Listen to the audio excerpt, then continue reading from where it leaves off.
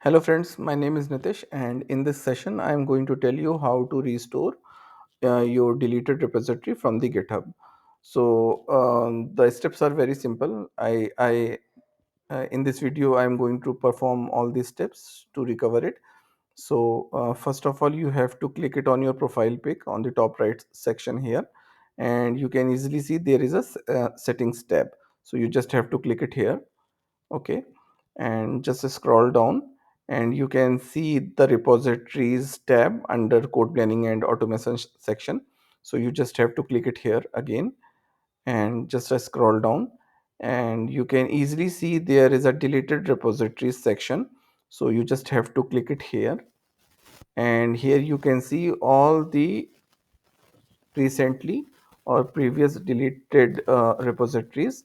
So with this restore button you can easily restore all of your desired repositories.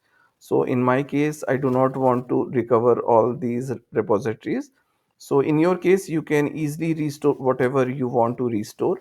So yes, so after restore it, after hit this restore button, you can easily see your restored repository in the repositories section on your home page.